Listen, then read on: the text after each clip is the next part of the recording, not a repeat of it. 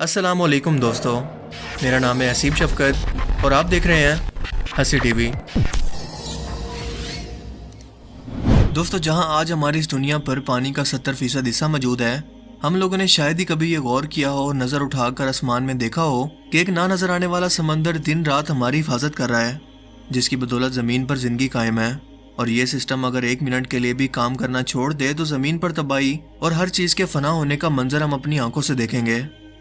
इस ज़मीनी हिफाजती तय को हम इसका माहौल या एटमॉस्फेयर कहते हैं, जो गैस की मुख्तलिफ लेयर से मिलकर बना है और हर एक लेयर का अपना एक अलग काम है जो कि इसके बनाने वाले ने इसके ज़िम्मे लगाया हुआ है। मसलन troposphere, stratosphere, mesosphere, thermosphere, exosphere जो कि 78% नाइट्रोजन, 21% ऑक्सीजन और सिर्फ 1% दूसरी गैसेस पर मुश्तमिल है, मसलन हीलियम, नियॉन और कार्बन डाइऑक्साइड वगैरह। जबकि पानी के बुखारात और डस्ट पार्टिकल भी इस एटमॉस्फेयर का हिस्सा हैं। ट्रोपोस्फेयर ज़मीन के करीब तरीन लेयर है जो कि सतह ज़मीन से 10 किलोमीटर ऊंचाई पर मौजूद है,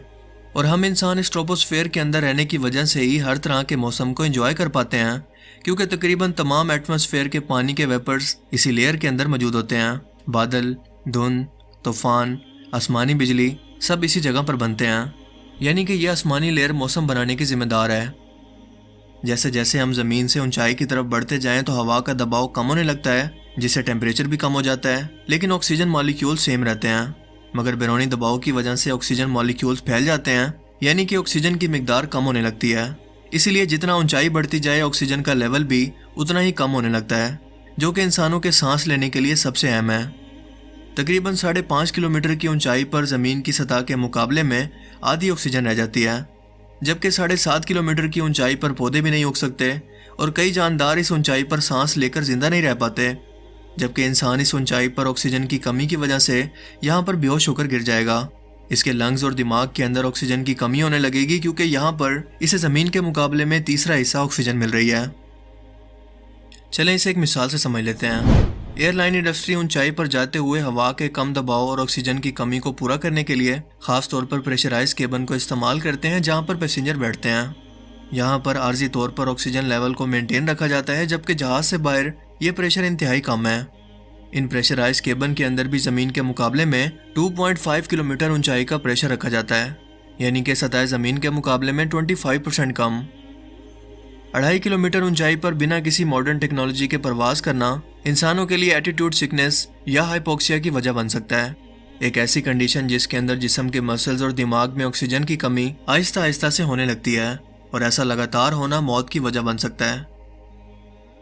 एक स्टडी के मुताबिक 25,000 फुट की ऊंचाई पर एक आम इंसान नॉर्मली 2 मिनट तक सोच और समझ के साथ यानी कि कॉन्शियस रह सकता है, 3 मिनट तक खामोशी से बैठ सकता है, जबकि 30,000 फुट की बुलंदी पर यह टाइम 50 से 75 सेकंड, जबकि 40,000 फुट की बुलंदी पर यह लिमिट 18 से लेकर 30 सेकंड तक रह जाती है।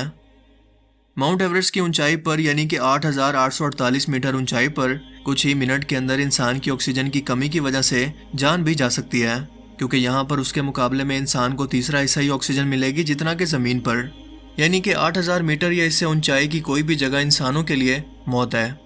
यहाँ पर इतनी कम ऑक्सीजन है कि जिस्म के अंदर इसकी कमी की वजह से वो हर लम्हा मरने लगेगा। इसलिए कोपेमा 7,000 मीटर से ऊंचाई पर खास किस्म के ऑक्सीजन मास्क अपने साथ ले जाकर इस ऊंचाई पर चढ़ते हैं, जो कि ना सिर्फ इन्हें हाइपोक्सिया से बचाता है बल्कि इस एरिया से निकलने के लिए बहुत सारा टाइम भी फराहम करता है। लेकिन इन सब एहतियातों के बावजूद भी माउंट एवरेस्ट पर हर साल मौसमी शिद्दत की वजह से या ऑक्सीजन की कमी की वजह से लोग जान की बाजी हार जाते हैं।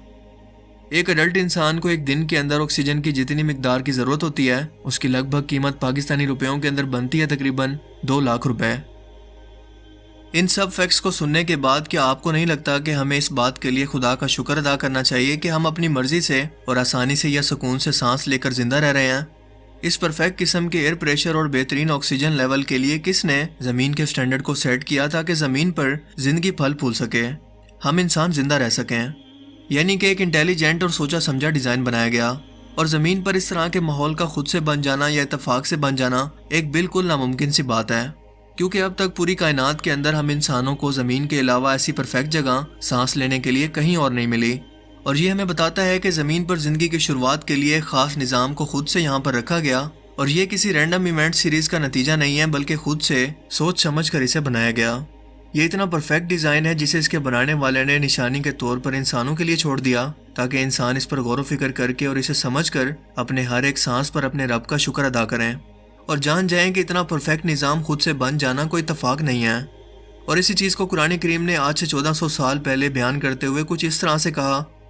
تو جس شخص کو خدا چاہتا ہے کہ ہدایت بخشے اس کا سینہ اسلام کے لیے کھول دیتا ہے، اور جسے چاہتا ہے کہ گمراہ کرے اس کا سینہ تنگ اور گھٹا ہوا کر دیتا ہے جیسے کہ وہ اونچائی پر چڑھ رہا ہے۔ اس طرح خدا ان لوگوں پر جو ایمان نہیں لاتے عذاب بھیجتا ہے۔ دوستو، اس حقیقت کو آج سے 1400 سال پہلے عرب کے لوگ بالکل جانتے تک نہیں تھے، اور آج جدید ٹیکنالوجی کی مدد سے ہم اس کا کانسیپٹ ماحول اور آکسیجن کی اہمیت کو جان پائے ہیں، جو کہ ایک بار پھر سے اس بات کی گواہی ہے کہ قرآن کریم اللہ کا کلام ہے، یہ حق اور سچ ہے، اور اسی کریٹر یا پیدا کرنے والے کا کلام ہے جس نے یہ پرفیکٹ نظام کو پیدا کیا اور اسے نشانی کے طور پر اپنے کلام کے اندر بھی بیان کر دیا۔ کیا لوگ اب بھی اس کے سچ ہونے پر کوئی سوال کر سکتے ہیں یا کسی کا کوئی شک باقی رہ جاتا ہے؟ مجھے امید ہے کہ آج کی اس ویڈیو سے آپ کو بہت کچھ نیا جاننے کو ملا ہوگا اور یہ ویڈیو آپ کو پسند آیا ہوگا۔ اگر یہ ویڈیو آپ کو اچھا لگا تو اسے لائک کیجئے، اور اب میں ملوں گا آپ سے ایک ایسی ہی نئی انٹرسٹنگ ویڈیو میں۔ تب تک کے لیے اپنا بہت سا خیال رکھیے گا۔ Thanks for watching this video. اللہ حافظ۔